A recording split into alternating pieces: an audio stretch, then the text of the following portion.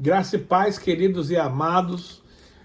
Nós estamos começando a nossa live de hoje com um assunto extremamente importante que nos fala sobre conhecendo a soberania de Deus. E para tal, eu quero ler dois versículos da palavra de Deus que está em 2 Coríntios 5, 18 e 19, que diz o seguinte: Ora, tudo provém de Deus, que nos reconciliou consigo mesmo, por meio de Cristo, e nos deu o ministério da reconciliação, a saber, que Deus estava em Cristo reconciliando consigo o mundo, não imputando aos homens as suas transgressões, e nos confiou a palavra da reconciliação. Amados, vamos ter uma palavra de oração para que o Espírito Santo me ilumine e para que ilumine você também que está nos assistindo, para que haja compreensão exata daquilo que nós queremos transmitir. Feche seus olhos aí onde você estiver para nós nos concentrarmos melhor na oração. Pai,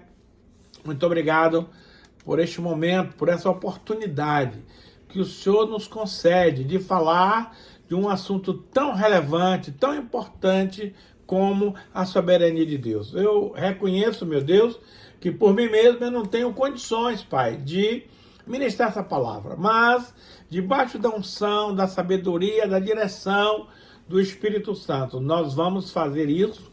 E eu peço também que o Senhor capacite aqueles que estão nos assistindo, que eles também sejam iluminados pelo Senhor, para que eles possam compreender, Pai, tudo isso que o Senhor quer nos ensinar nesse momento, para a honra e glória do nome de Jesus. Opera, Pai, no nosso meio, com todo o seu poder, com toda a sua glória, para a honra e glória do nome de Jesus. Queridos, eu costumo dizer que nesses tempos, nesses dias, é inaceitável que uma pessoa morra e vá para o inferno. Mas por que, pastor, você diz isso? Porque Jesus já fez a obra lá na cruz do Calvário. Esse texto aqui nos mostra claramente, nitidamente, o que Deus fez por você e por mim e por toda a humanidade, e nós precisamos conhecer essa verdade, porque o mundo não conhece essa verdade. Olha que esse texto nos relata. Olha só. Ora, tudo provém de Deus. Aleluia! É maravilhoso saber que toda boa dádiva, todo dom perfeito vem lá do alto, do Pai das luzes, onde não há sombra de mudança ou variação. Então, tudo de bom que eu e você temos vem do Senhor. Agora, olha o detalhe do desdobramento desse versículo. Tudo provém de Deus, que nos reconciliou consigo mesmo, por meio de Cristo, e nos deu o ministério da reconciliação. Querido, a Bíblia nos assegura, em Romanos 5,8, que o homem que não é nascido de novo, ele é inimigo de Deus. Então, o primeiro passo que a humanidade precisa desenvolver, que o homem precisa fazer, é se reconciliar, sair da condição de inimigo para a condição de amigo. E isso Jesus faz num ato de justificação. Nós somos justificados por Cristo mediante a fé. Em primeiro lugar, nós precisamos alcançar a paz de Deus, que é através desta reconciliação. E a partir desse momento que você alcançou a paz de Deus, você vai alcançar a paz em Deus. Então veja, Deus proveu através da cruz do Calvário uma maneira, vamos dizer assim, judicial, uma maneira documental, uma maneira escrita para reconciliar o homem inimigo, o homem perdido, o homem afastado de Deus, para aproximar esse mesmo homem e mulher da presença do Senhor. Agora, preste atenção ao que Deus Pai executou para cumprir este compromisso. Ele diz assim no versículo seguinte, que Deus estava, a saber, olha só, a saber, que Deus estava em Cristo, reconciliando consigo o mundo. Veja, No momento que Cristo está naquela cruz, de braços abertos, ele não está sozinho. Deus Pai veio nele, dentro dele, para quê? Para que ele próprio, Deus Todo-Poderoso, pudesse reconciliar os homens com ele mesmo, não imputando aos homens, não colocando nas costas dos homens as suas transgressões. Olha, meus amados, que coisa tremenda. E nos confiou a palavra da reconciliação. Ou seja, eu e você fomos reconciliados com Cristo, não apenas para ir para o céu. Isso é primordial. Porém, eu e você fomos reconciliados em Cristo para levar outros homens à reconciliação. Meu querido, quando Deus Pai e Jesus naquela cruz nos reconciliou com Ele mesmo, tirando de nós toda transgressão, toda culpa, todo pecado, essa informação abrange todo o planeta Terra.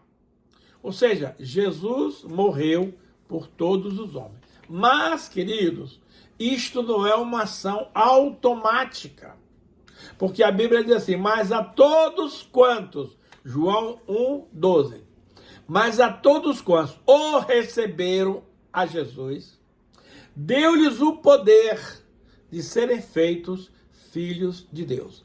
Então, muito embora esse ato lá na cruz represente a libertação de todos os homens do pecado, só vai se apropriar desse sacrifício aqueles que concordarem com Cristo, aqueles que aceitarem Jesus como seu único Senhor e Salvador, e aqueles que convidarem a Jesus para morar no seu coração.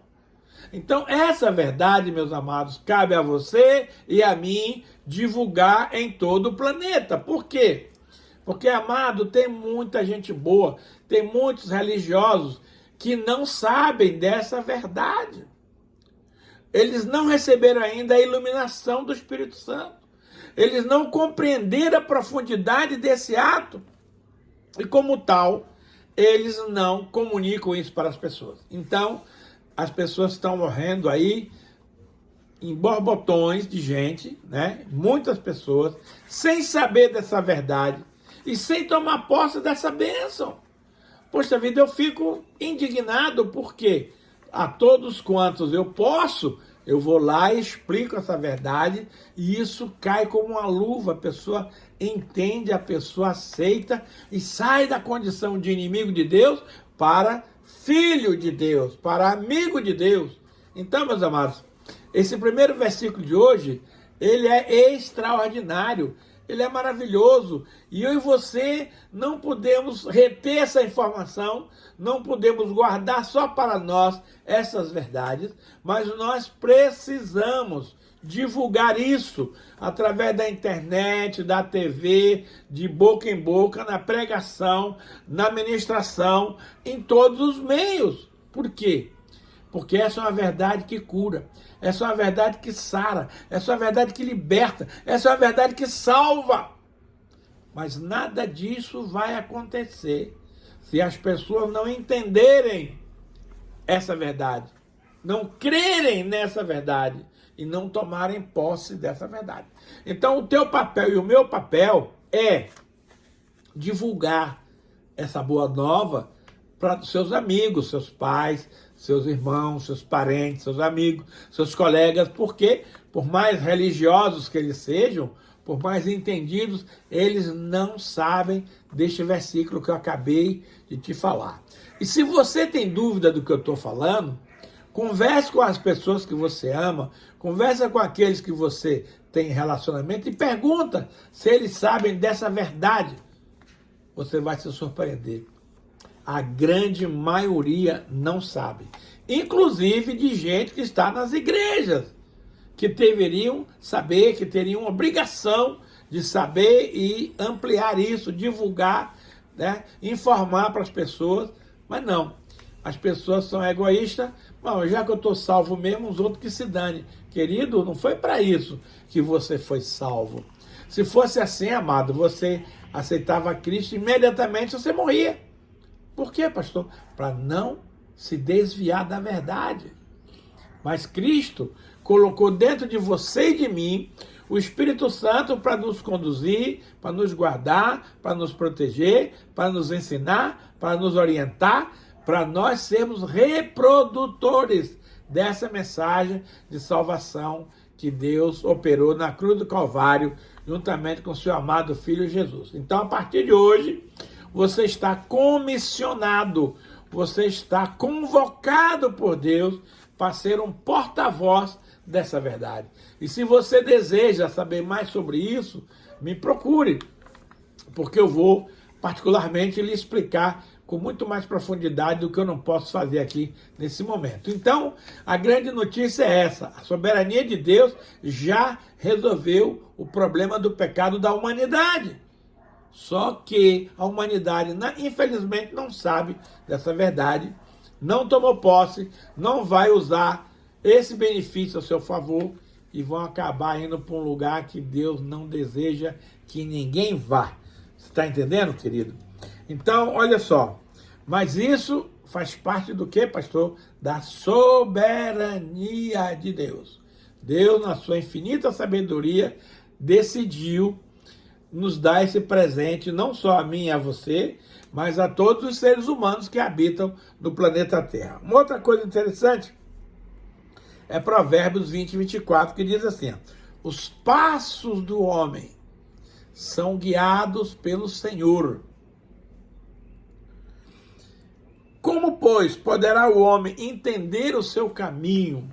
Amado, nós vamos ver logo aqui em seguida, já vou ler esse texto para você, que diz assim, ó: o coração do homem pode fazer planos, mas a resposta certa dos lábios vem do Senhor. Então, eu e você, amado, precisamos de Deus para tudo o que vamos fazer.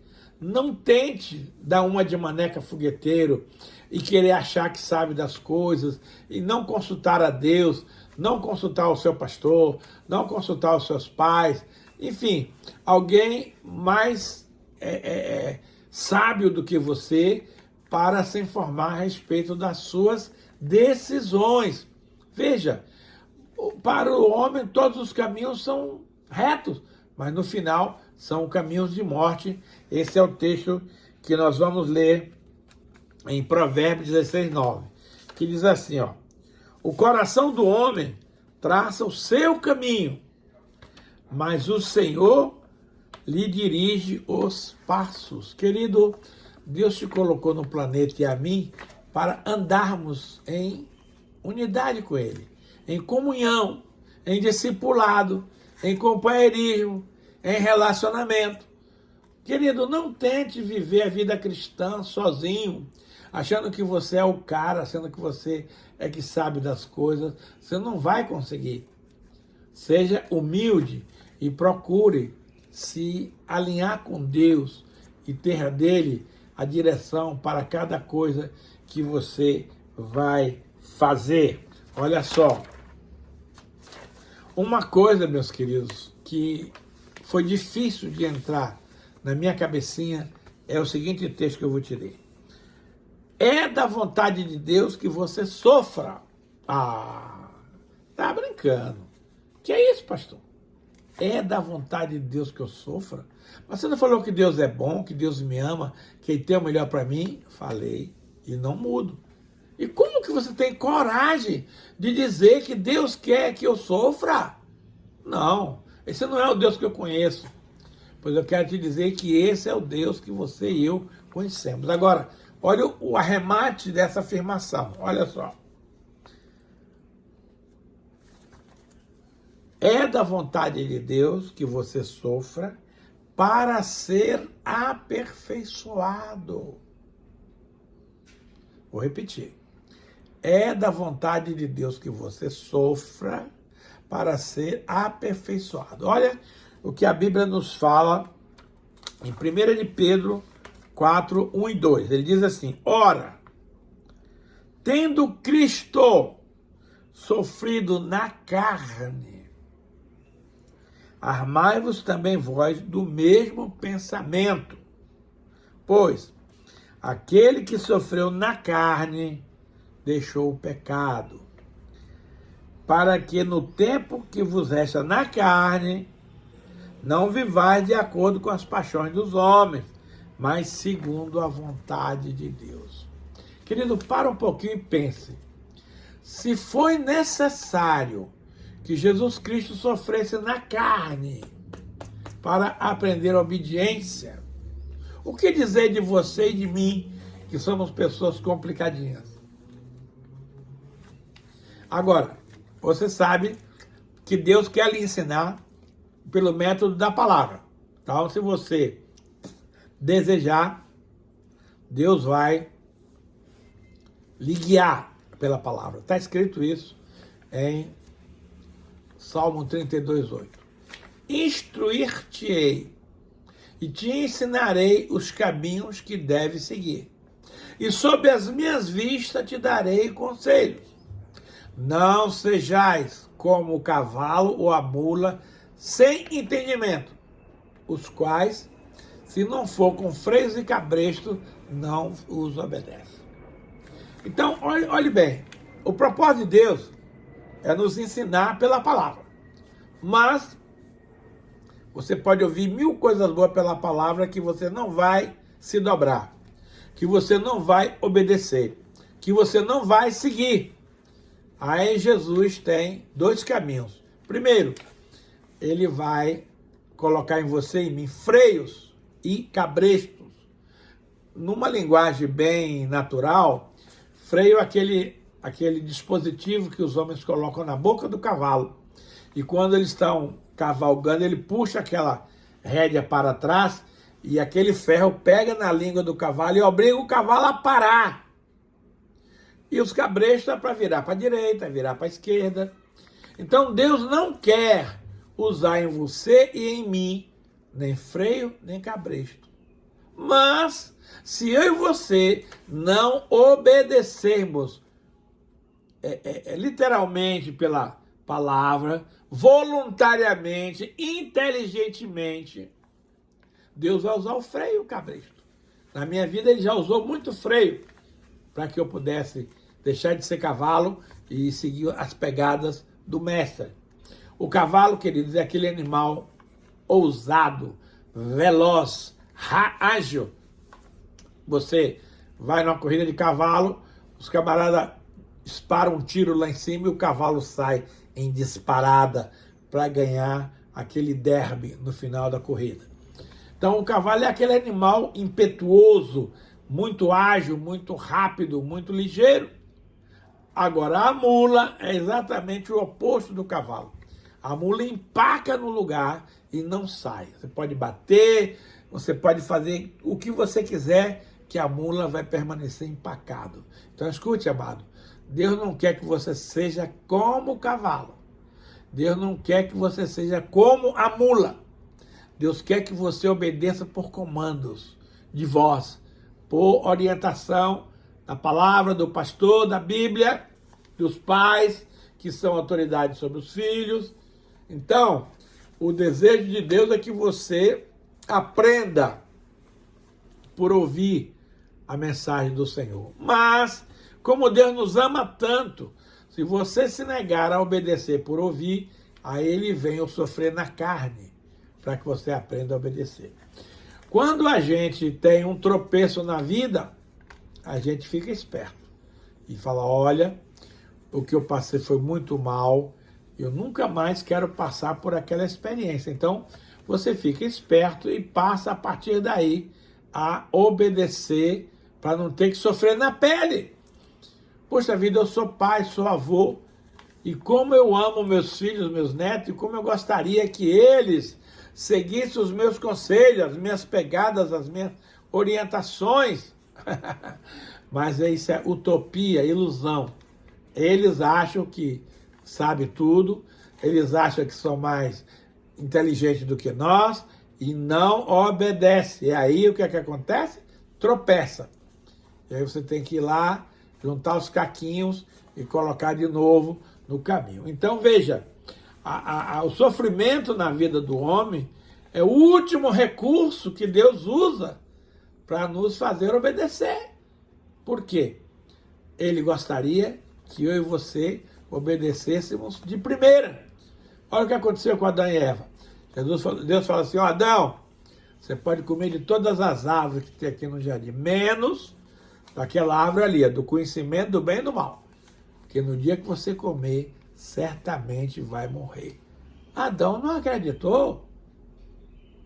Simplesmente ele comeu da árvore, desobedeceu, foi expulso do paraíso e passou a viver como sem teto, como sem nada, porque ele teve que plantar a semente do solo para que a semente germinasse, desse a árvore e depois o fruto na árvore. Então, o sofrimento de Adão foi muito forte. Ele que estava acostumado a ter tudo do bom e do melhor na hora que ele queria, ele aí teve que experimentar o que é lavrar a terra e tirar dela o seu sustento. Hoje Deus não mudou. Deus continua agindo da mesma maneira. Então, se eu e você formos um pouquinho mais inteligentes, nós vamos abrir mão das nossas vontades e nós vamos obedecer à vontade de Deus, que é boa, agradável e perfeita. Então, aqui diz que Deus deseja que você sofra para ser aperfeiçoado. Então, temos outros textos aqui muito interessantes. Mateus 5:10 diz assim, felizes as pessoas que sofrem perseguições por fazerem a vontade de Deus, pois o reino dos céus é dela. Mas, pastor, será que pelo fato de eu fazer a vontade de Deus eu posso ser perseguido? Sim. Vou te dar um exemplo prático. José na casa de Potifar. A mulher de Potifar insistia em levar José para a cama. E José, em obediência a Deus e ao patrão dele, não quis fazer essa situação. Ele preferiu pular fora. Pois bem, a mulher levantou falso contra ele, denunciou ele para o marido dela e o cara foi parar na prisão. Aí você fala assim, mas pastor, como é que Deus permitiu que José, obedecendo a ele, a palavra dele, fosse parar na prisão? Espera aí, deixa eu te dizer algo que você não sabe. A prisão para José era um patamar para ele chegar até a corte de Faraó. Não haveria outro meio para que ele pudesse chegar até Faraó numa condição favorável, numa condição especial, porque ele foi convidado. Ele não foi pedir nada para Faraó, ao contrário, Faraó é que precisou dele para interpretar o seu sonho. Então, se você estiver passando por alguma luta, por alguma dificuldade, cara, não esquenta a cabeça, não se estresse, não reclame, não murmure. E nem pergunte a Deus por que Deus, Jó fez essa pergunta para Deus mais de 30 vezes no livro de Jó. Deus, por quê? Por quê? Por quê? Escuta, Deus não está interessado de responder o seu porquê. Talvez, se você perguntasse para Deus, Senhor, para que eu estou passando por isso? Era mais fácil ele ter a resposta e o entendimento daquilo que ele estava passando. Então, meu amado, se for da vontade de Deus que você sofra, é melhor que você sofra para fazer o bem e não do que fazer o mal. É o que está escrito aqui em 1 Pedro 3,17, que diz assim, ó, porque se for da vontade de Deus, é melhor que sofrais por praticar o que é bom do que praticar o que é mal. Então, meus amados, nem sempre você fazendo a vontade de Deus, você vai estar isento de uma punição, de uma situação, de uma dificuldade. Por quê? Porque Deus diz assim, ó, os meus planos são mais altos do que os seus planos. E os meus pensamentos são mais altos do que os seus pensamentos.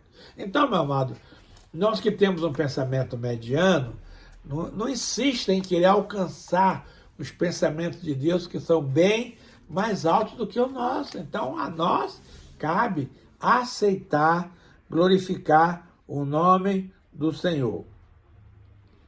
Olha só, 1 Pedro 4,19 diz assim, ó. Por isso, também os que sofrem segundo a vontade de Deus, encomende a sua alma ao fiel Criador na prática do bem. Então, veja, vai ter muita oportunidade de você fazer um monte de coisa errada. Faça não.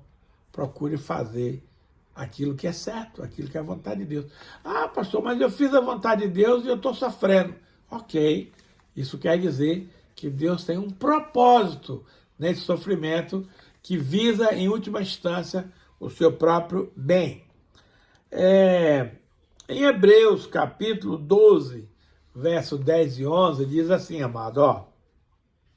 Pois eles, os nossos pais humanos, nos corrigiam por pouco tempo, segundo melhor lhes parecia.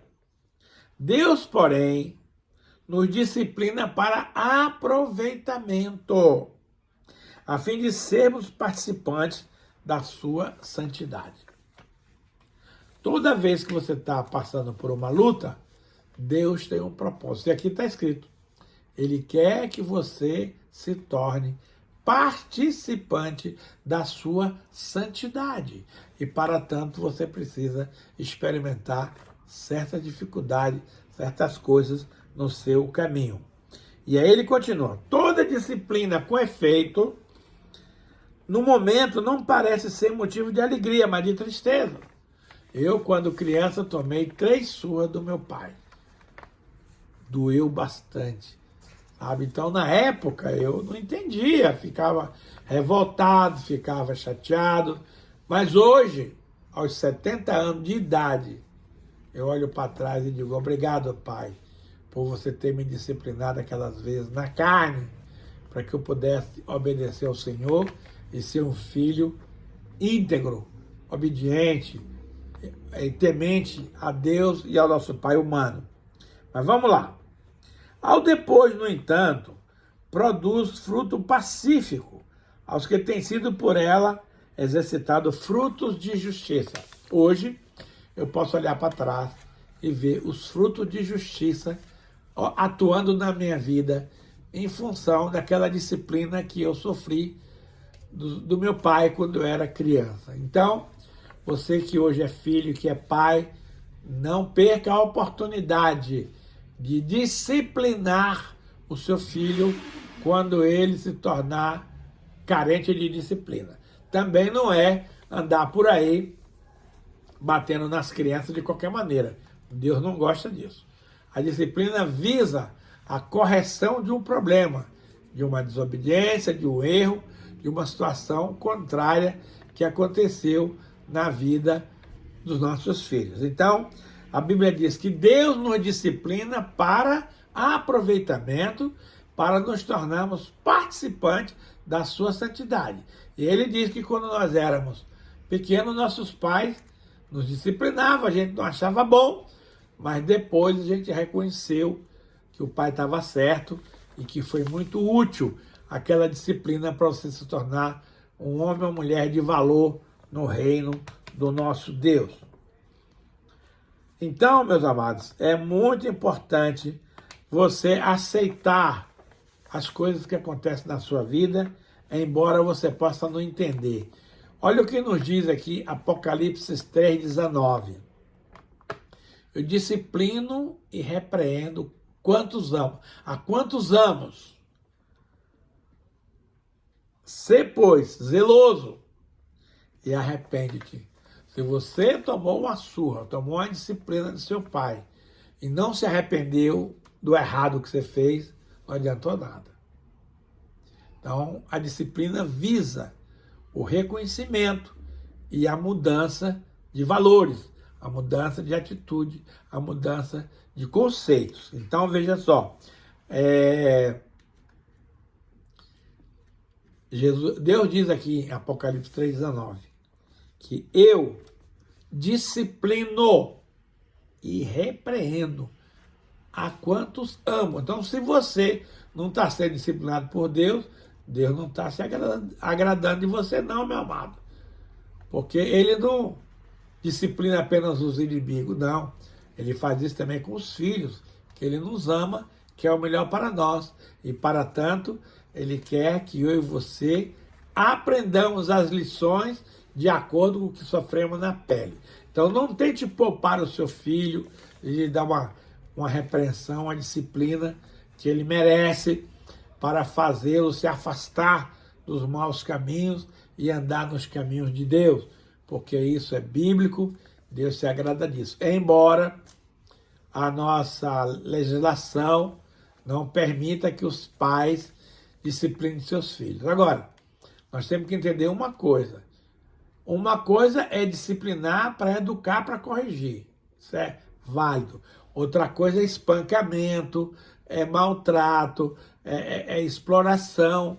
Aí é diferente. Mas a lei não traça limite nisso. Simplesmente se você disciplinar seu filho e ele lhe entregar no conselho tutelar, você vai ter problema. Então é preciso você conversar com o seu filho, explicar as coisas para ele, porque nós sabemos, amado, que o mundo jaz no maligno. Então a gente tem que cuidar para proteger, para educar, para ensinar os nossos filhos nos caminhos do Senhor. Eu estou bem 3 surras quando pequeno, e hoje eu estou bem, graças a Deus. Aquilo doeu só na hora lá que o pai me disciplinou, depois passou, ficou tudo certo. Nossa, eu amo meu pai, tenho o maior respeito por ele. Ele não está mais conosco, mas eu tive o privilégio, amados, de ver o meu pai com o corpo glorificado na presença do Senhor. Isso é algo que ninguém me tira, porque eu vi ele jovem, bonito. Rapaz, é uma coisa muito maravilhosa. Eu sei que meu pai está na glória, e eu sei que eu vou me encontrar com ele e com minha mamãe quando a gente estiver lá no céu, juntamente com o nosso Deus e os seus anjos, tá?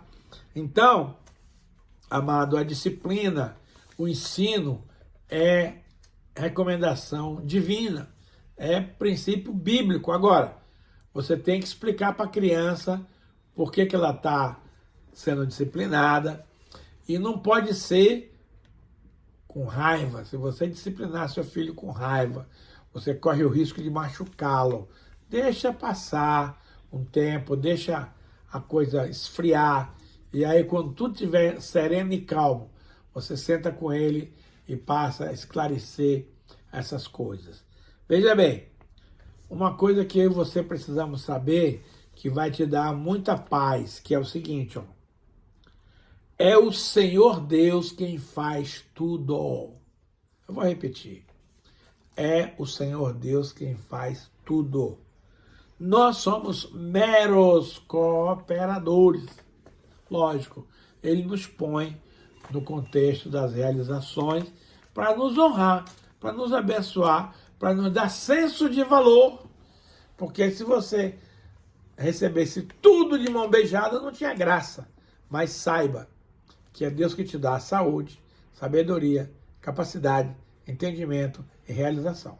Vamos ver algumas palavras que nos ensinam isso, para que você aprenda, querida, a partir de agora, a descansar no Senhor. Olha só. 1 Coríntios 12:6 diz assim, ó. E há diversidade nas realizações, mas o mesmo Deus é quem opera tudo em todos. O capítulo 12 de 1 Coríntios fala dos dons espirituais, dons do Espírito Santo, que são 9, mas é o Senhor que opera esses dons. Aí ele vem para os dons de ministério, que são os dons de Cristo, são 5, mas Deus também opera esses dons. E tem mais 9 realizações, que também Deus opera em nós. Então, para tudo que você precisar fazer no reino, você precisa da bênção de Deus, da ajuda de Deus, da orientação, da execução. Não é você que faz nada, querido. Deixa de ser metido, deixa de ser metido a sabido. Você não faz nada. Claro, Deus lhe põe na roda para você ser participante daquele projeto. Veja só.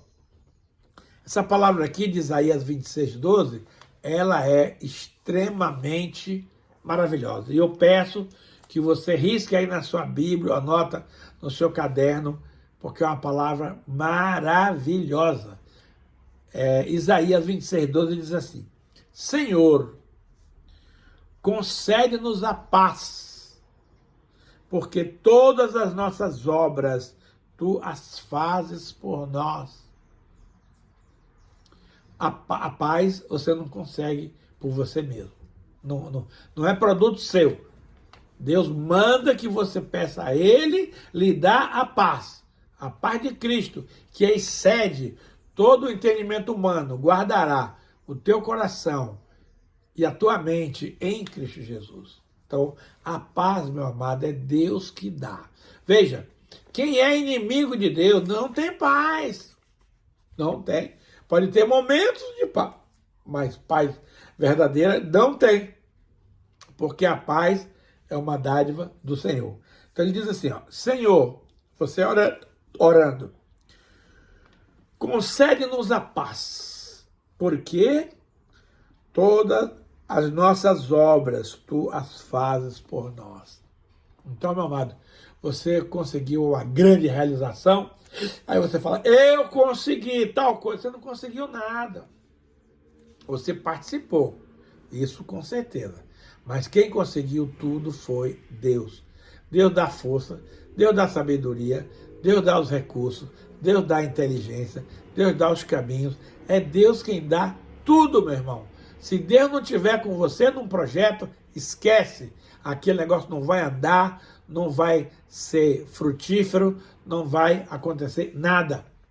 Não seja orgulhoso, seja temente e reconheça, amado, a mão de Deus. Reconheça o esforço que Deus fez para você, para no final você não querer a glória para si, porque a glória pertence unicamente a Deus.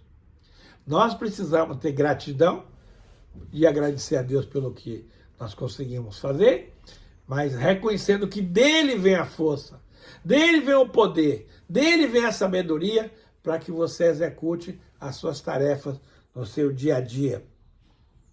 Outro texto também muito interessante é 2 Coríntios 6:1, que diz assim, e nós, na qualidade de cooperadores com ele, com Deus, também vos exortamos que não recebais em vão a graça de Deus. Então, amado, a graça de Deus é o favor de Deus, é o presente de Deus que você não merece, que eu não mereço, mas Deus dá porque Ele nos ama. Então, nós não podemos aceitar a graça de Deus em vão. Não, em tudo Deus tem um propósito, Deus tem um ensinamento, Deus tem uma razão de ser para cada coisa. Então, você tem que entender isso, que você não é o criador de nada. O criador é Deus. Agora, veja, Deus vai te dar o quê? Inspiração. Deus vai te dar direção.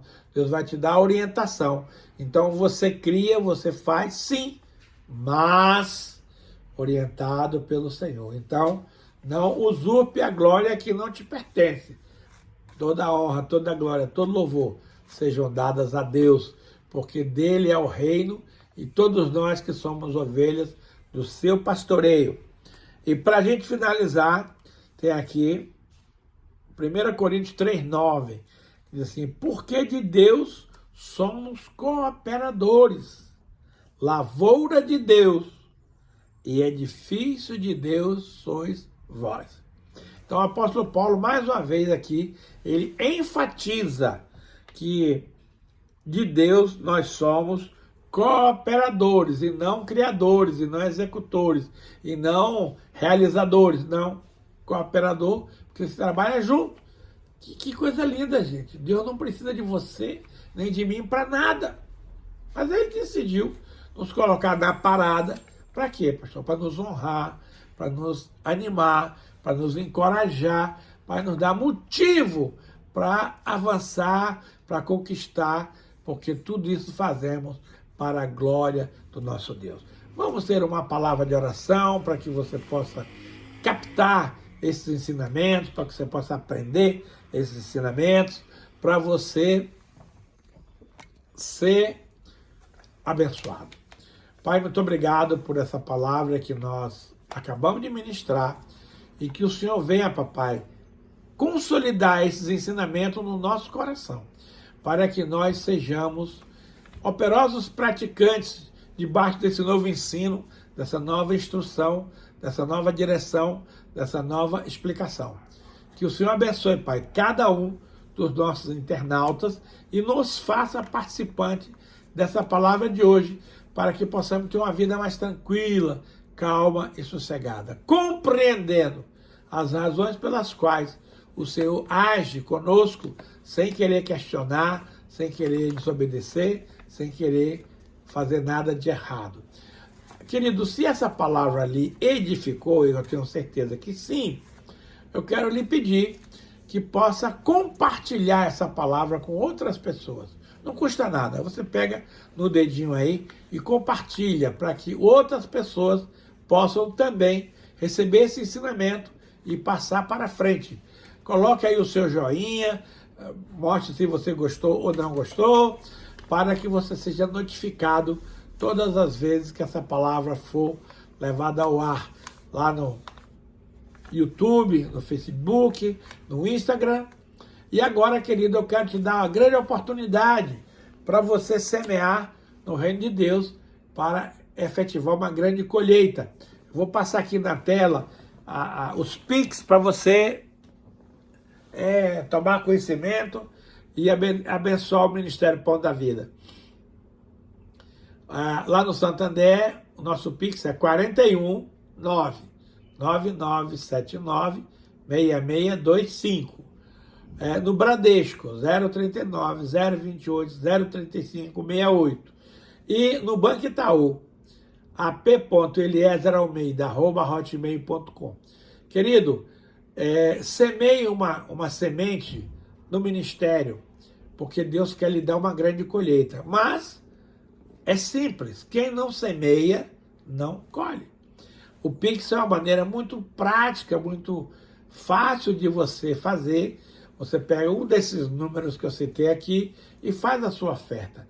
Automaticamente eu vou ser informado de quem deu o valor e vou estar orando e confirmando com Deus a bênção sobre a sua vida. Então, querido, não perca essa oportunidade e faça desde já a sua semeadura. O Ministério Pão da Vida agradece a sua semente e vai orar para que Deus multiplique essa semente para você em nome de Jesus. Pai, muito obrigado, Senhor, por todos aqueles que nesse momento estão se dispondo, Deus, a plantar uma semente do teu reino, na tua igreja, Jesus, o Pão da Vida, papai.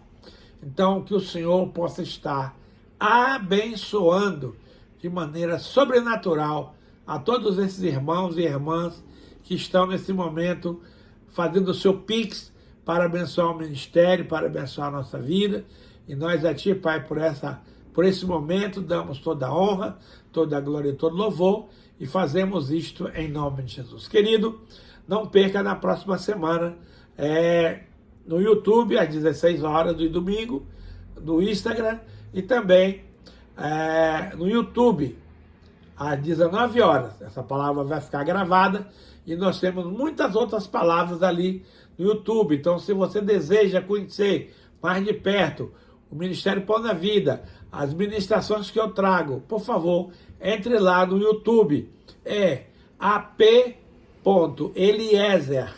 IAJPV, que é a abreviatura de Igreja Apostólica Jesus do Pão da Vida. Faça ali a sua inscrição para poder receber as nossas ministrações e ser muito abençoado por Deus. Te abençoo, meus queridos, em nome de Jesus. Amém.